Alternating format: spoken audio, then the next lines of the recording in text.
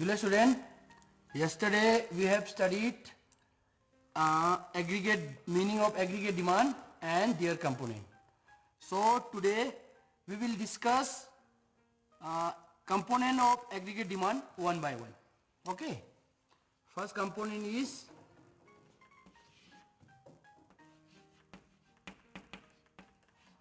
private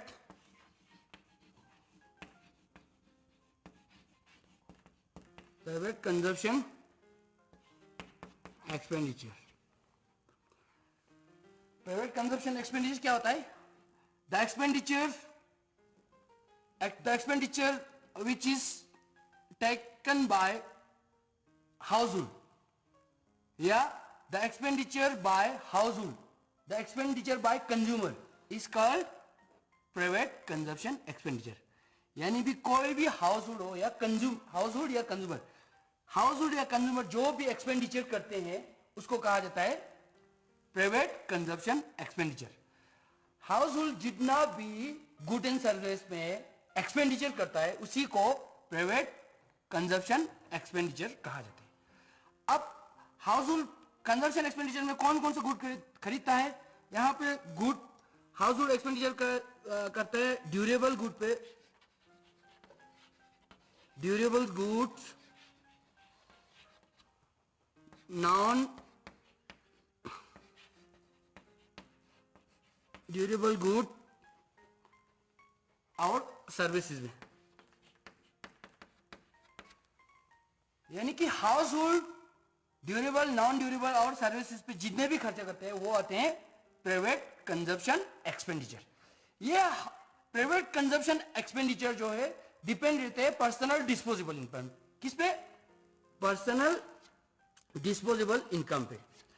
जितना ज्यादा personal disposable income होगा उतना ज्यादा प्राइवेट कंजप्शन एक्सपेंडिचर होगा.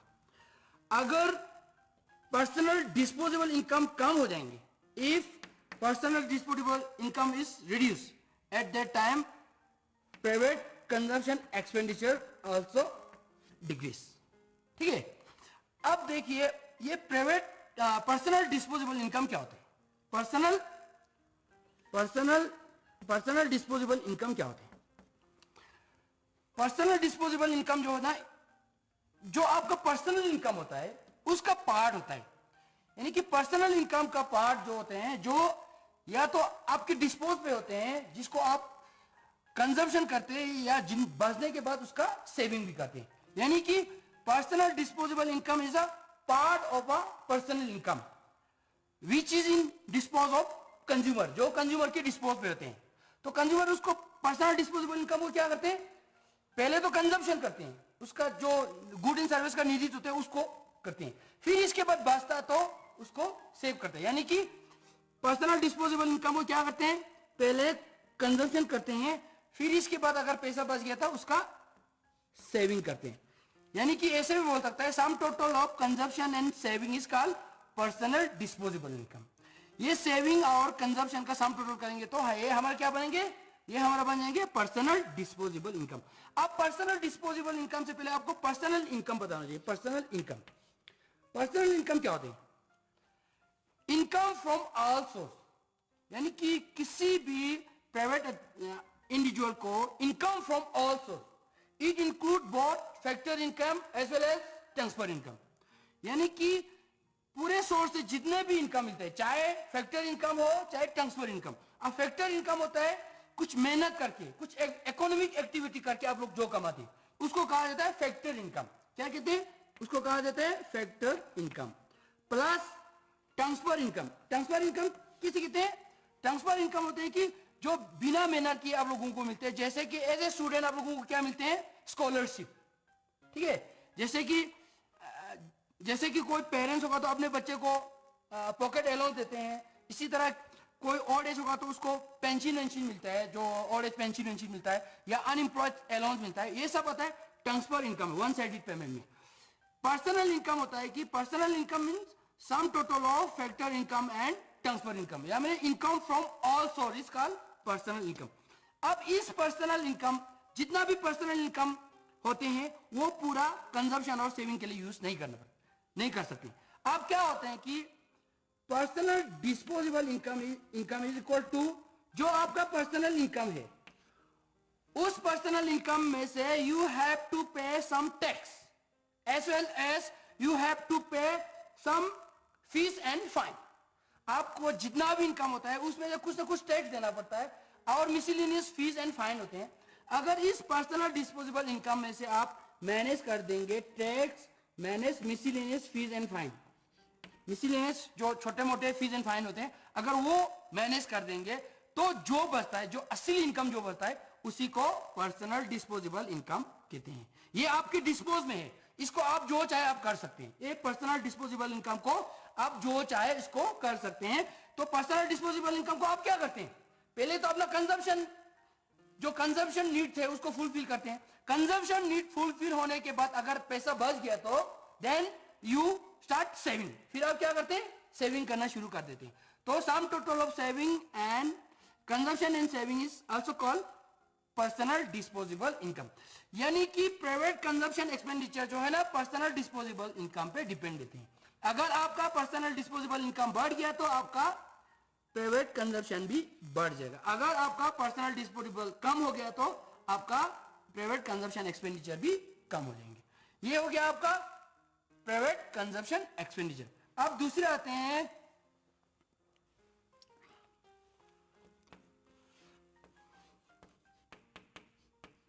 Private investment, private investment expenditure. दूसरे आते हैं प्राइवेट इन्वेस्टमेंट एक्सपेंडिचर।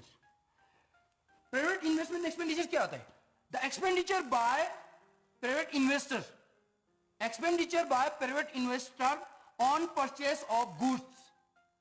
यानी कि कोई भी प्राइवेट इन्वेस्टर अगर किसी गुड में खर्चा करते हैं to add in their capital stock, उनकी कैपिटल स्टॉक को बढ़ाने के लिए, उसको कहा जाता है प्राइवेट इन्वेस्टमेंट एक्सपेंडिचर। क्या कहा जाता है, प्राइवेट इन्वेस्टमेंट एक्सपेंडिचर। ये प्राइवेट इन्वेस्टमेंट एक्सपेंडिचर ज्यादातर किस लिए करता है, इन्वेस्टर करता है, टू अर्न प्रॉफिट के लिए करते हैं, टू अर्न प्रॉफिट के लिए। आप ये प्राइवेट का जो प्राइवेट का एक्सपेंडिचर होता है उसको कहा जाता है, इन्वेस्टर का जो प्रोड्यूसर का जो एक्सपेंडिचर होता है इसको कहा जाता है प्राइवेट इन्वेस्टमेंट एक्सपेंडिचर। प्रोड्यूसर जितने भी गुड एंड सर्विस पे जितने भी खर्चे करते हैं इसको कहा जाता है प्राइवेट इन्वेस्टमेंट एक्सपेंडिचर। अब इन्वेस्टमेंट क्या होता है, investment means addition in existing stock of addition in the existing stock of capital is called investment और capital formation। इसको capital formation भी कहा जाता है या investment। आपके जो भी आपके पास जितना भी कैपिटल है अगर वहां पे आप लोग कुछ भी एडिशन करता है खर्चा करके तो उसको इन्वेस्टमेंट भी कहा जाता है या प्राइवेट इन्वेस्टमेंट एक्सपेंडिचर भी कहा जाता है। अब जो ये इन्वेस्टमेंट है ये दो तरह का होता है, इन्वेस्टमेंट जो है दो तरह का होता है, एक होता है इंड्यूस इन्वेस्टमेंट, दूसरा होता है ऑटोनोमस।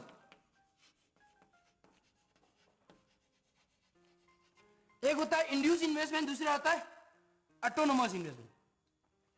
अब इंड्यूस इन्वेस्टमेंट और ऑटोनोमस इन्वेस्टमेंट में क्या फर्क है, इंड्यूस मतलब किस, इंड्यूस नाम से ही पता चलता है कि एक ऐसा इन्वेस्टमेंट है जो जिसको इंड्यूस कर रहे हैं, जिसको मतलब किसी रीजन से वो कर रहे हैं। इंड्यूस इन्वेस्टमेंट किसे कहते हैं, the investment which is depend on rate of interest और लेवल ऑफ इनकम।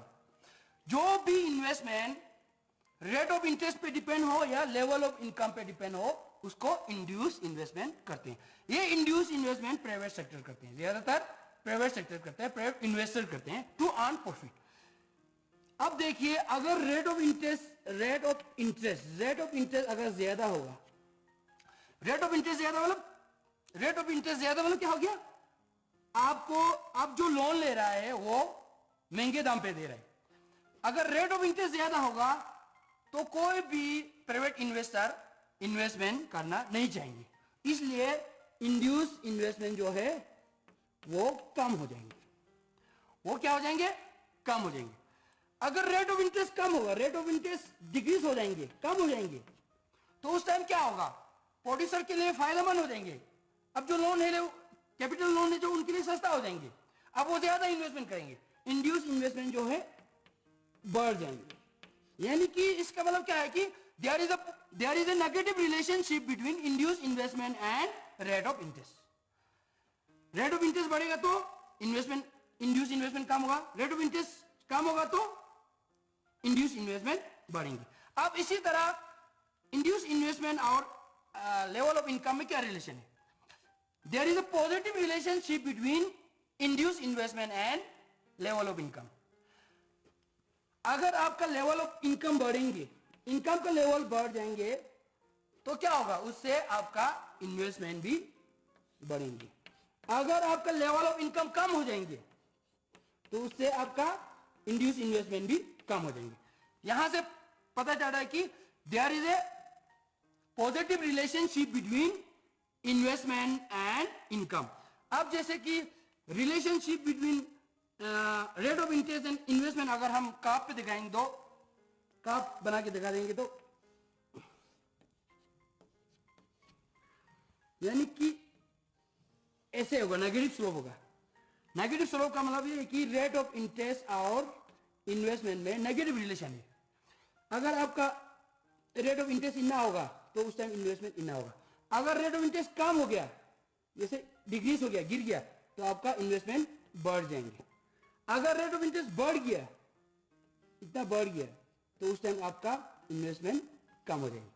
यानी कि यहां पे negative relation, rate of interest और इन्वेस्टमेंट में नेगेटिव रिलेशन, क्योंकि ये जो कर्व है नेगेटिव स्लोप कर्व है, तो यहां पे नेगेटिव। इसी तरह अगर इनकम के साथ रिलेशन दिखाएंगे तो इन्वेस्टमेंट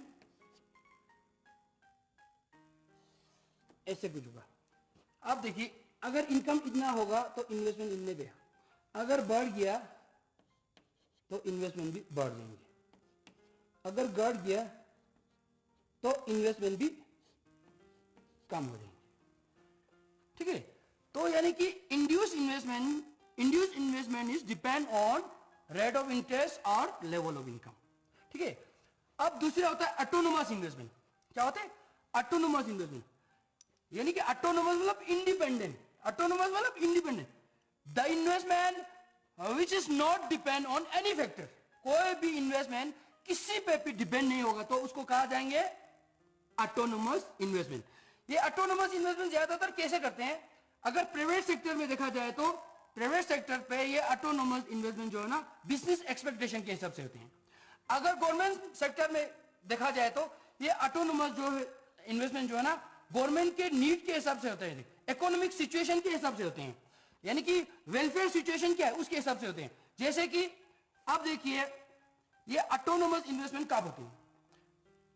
हमारा इकोनॉमी जो है गिर गया होगा, नीचे बिल्कुल डिप्रेशन में चला गया, अब इकोनॉमी को ऊपर निकलना है, उस टाइम कोई भी प्राइवेट सेक्टर इन्वेस्ट करने के लिए तैयार नहीं होता है, क्योंकि वहां पे बहुत सारे रिस्क इन्वॉल्व होते हैं। क्योंकि जब इकोनॉमी नीचे गिर जाता है तो आदमियों के पास इनकम कम होते हैं, जब इनकम कम होगा तो उनके पास परचेजिंग पावर कम होती है, जब परचेजिंग पावर कम होगा तो अगर इकोनॉमी में प्रोडक्शन होगा, खरीदने वाला नहीं होगा, इसलिए कोई भी प्राइवेट सेक्टर इन्वेस्टमेंट करने के लिए तैयार नहीं होता है। ठीक है, अब उस टाइम इकोनॉमी को निकालने के लिए गवर्नमेंट सेक्टर क्या करते हैं?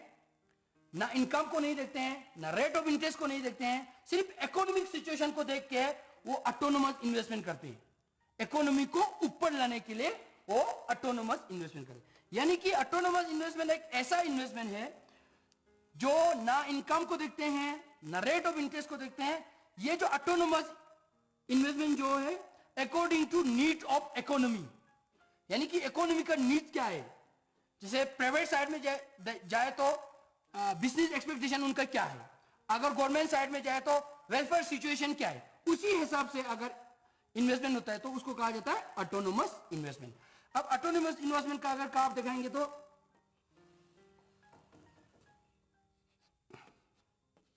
ऑटोनोमस इन्वेस्टमेंट हमेशा ऐसे रहेगा, क्योंकि ये हमेशा कांस्टेंट रहता है।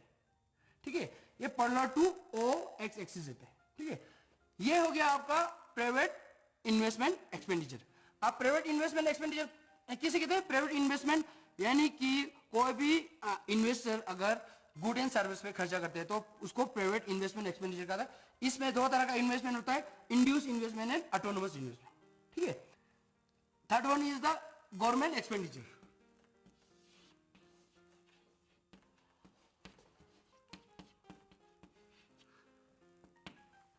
Government expenditure, the expenditure by government sector on good and services is called government expenditure.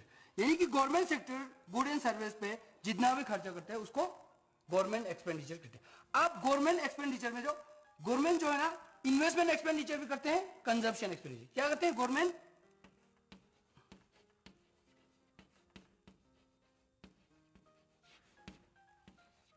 Government जो इन्वेस्टमेंट एक्सपेंडिचर भी करते हैं और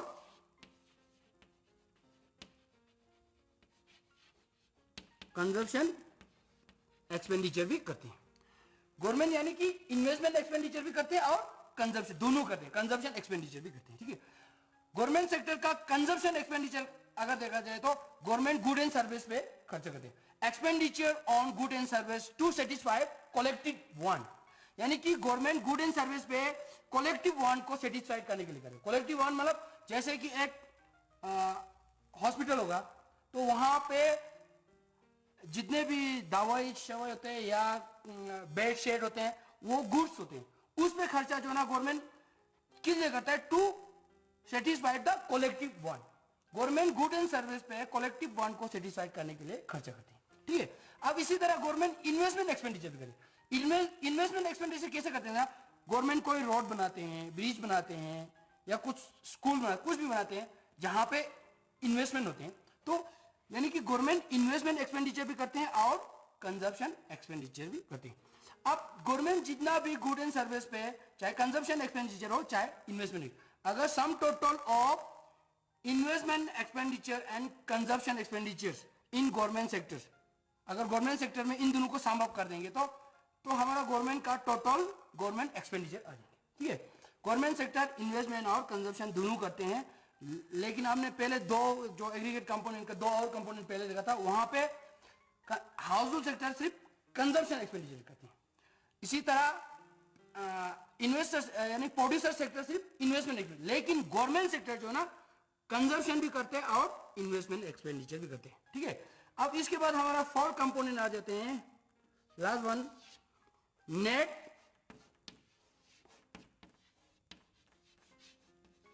एक्सपोर्ट। ये क्या होता है? Net export. It is the difference between export and import. Difference between export and import is called net export. Export मतलब हम कितना good and service foreign country को बेचते हैं। इंपोर्ट मतलब हम वहां से कितने गुड्स खरीद के लाते हैं। अगर हमारा export, if our export is greater than import, अगर हमारा एक्सपोर्ट ज्यादा होगा इंपोर्ट से, तो इसका मतलब क्या होगा? हम ज्यादा गुड वहां बेच रहा है, वहां से खरीदे थे, इस टाइम हमारे इकोनॉमी में क्या होगा?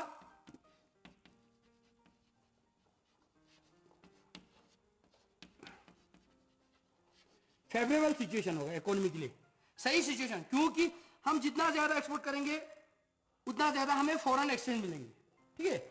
जब export is greater than import होगा तो ये हमारे इकोनॉमी के लिए फेवरेबल सिचुएशन होगा। इसी तरह export is less than import, इसका मतलब इंपोर्ट ज्यादा कर रहे हैं, हम वहां से ज्यादा खरीद रहे हैं फॉरेन कंट्री से, और हम एक्सपोर्ट कम कर रहे हैं, तो इस टाइम क्या होगा?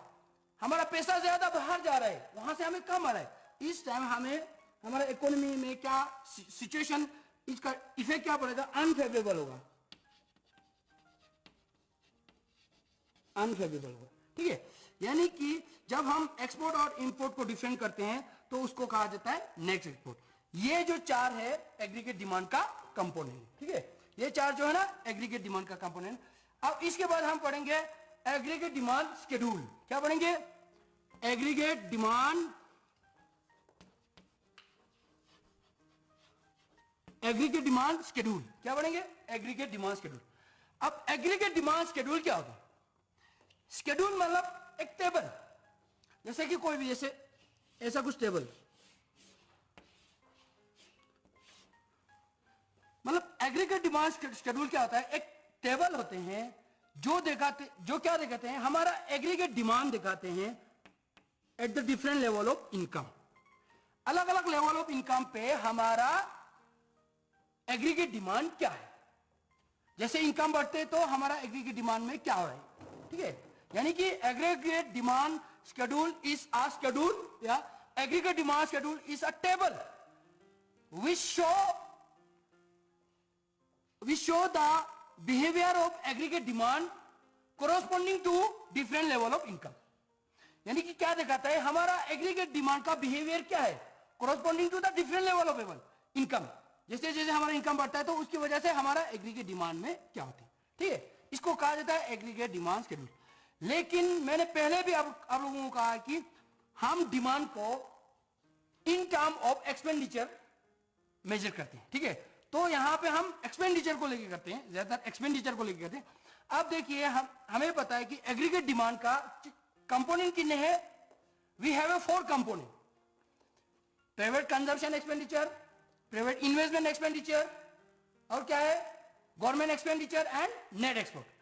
पूरे को लेके अगर हम एग्रीगेट डिमांड शेड्यूल को एक्सप्लेन करेंगे तो ये थोड़ा आप लोगों को भी समझने में दिक्कत होगा, ठीक है। तो हम for the sake of simplicity हम क्या करते हैं कि हम एज्यूम करते हैं कि इकोनॉमी में हमारा इकोनॉमी जो है क्लोज इकोनॉमी, क्या है, क्लोज इकोनॉमी है, ठीक है। क्लोज इकोनॉमी है हमारा इकोनॉमी, क्या है, क्लोज इकोनॉमी। क्लोज इकोनॉमी मतलब एक ऐसा इकोनॉमी जिसमें बाहर के रेस्ट ऑफ द वर्ल्ड के साथ कोई रिलेशन नहीं है। The economy which have no any relation with the rest of the world, दूसरी कंट्रियों के साथ कोई भी रिलेशन नहीं होते तो उसको क्लोज इकोनॉमी। अब हम यहां पे पहले तो क्लोज इकोनॉमी को एज्यूम करते हैं और साथ साथ हम ये भी करते हैं नो गवर्नमेंट सेक्टर।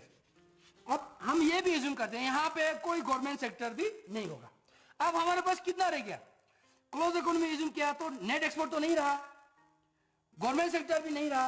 अब हमारे पास सिर्फ एग्रीगेट डिमांड का 2 पार्ट रहा, सिर्फ एग्रीगेट डिमांड का कंपोनेंट में से 2 पार्ट रहा। वो क्या रहा, consumption expenditure and investment expenditure, sorry, consumption expenditure and investment expenditure. अब हम इसी दोनों को लेके एग्रीगेट डिमांड शेड्यूल को एक्सप्लेन करेंगे, एग्रीगेट डिमांड शेड्यूल को एक्सप्लेन करेंगे। अब एग्रीगेट डिमांड शेड्यूल इसके हिसाब से क्या होता है, एग्रीगेट डिमांड शेड्यूल एक ऐसे शेड्यूल को या एक ऐसे टेबल को जो शो करता है behaviour of consumption and investment corresponding to the different level of income. अलग अलग लेवल ऑफ इनकम पे हमारा कंजम्पशन और इन्वेस्टमेंट का बिहेवियर क्या है। जब हम इन दोनों को सम अप कर देंगे, when we sum up consumption and investment we get aggregate demand in close economy. हमें क्या मिलेगा, we get the aggregate demand in close economy, ठीक है। जब हम एग्रीगेट डिमांड और इनकम के रिलेशन को देखते हैं या एग्रीगेट डिमांड का बिहेवियर को विद रिस्पेक्ट टू इनकम देखते हैं तो हमने एज्यूम किया क्लोज इकोनॉमी। क्लोज इकोनॉमी में क्या होगा, कंजम्पशन एंड इन्वेस्टमेंट। अब हमने देखा है कि behaviour of consumption and investment with respect to income, ठीक है। अब यहां पे क्या होगा, जैसे कि हम यहां पे देखते हैं तो स्टार्टिंग में क्या होता है, हमें 2 चीज यहां पे देखने को मिलता है, ठीक है। स्टार्टिंग में क्या होता है कि our aggregate demand is greater than income. Starting में क्या होता है, इनिशियल स्टेज में इनकम नहीं होते हैं, जैसे जैसे इनकम बढ़ते हैं उस टाइम हमारा डिमांड ज्यादा होता है। एग्रीगेट डिमांड क्यों होता है कि स्टार्टिंग में हम जब जैसे कि कोई भी जब गरीब होते हैं तो उनको जितना जरूरत है वो उसके हिसाब से उनके पास इनकम नहीं होते हैं तो इनकम कम होती है, तो उसके हिसाब से उनका एग्रीगेट डिमांड ज्यादा होता है एज कंपेयर टू इनकम। अब जैसे जैसे इनकम बढ़ते हैं तो क्या होता है कि इवेंचुअली क्या हो जाता है, फिर हमें यह देखने को मिलता है aggregate demand is less than income. फिर कुछ देर के बाद हमारा इनकम ज्यादा हो जाता है as compare to aggregate demand. आज के लिए इतना ही, फिर कल हम फिर यहां से स्टार्ट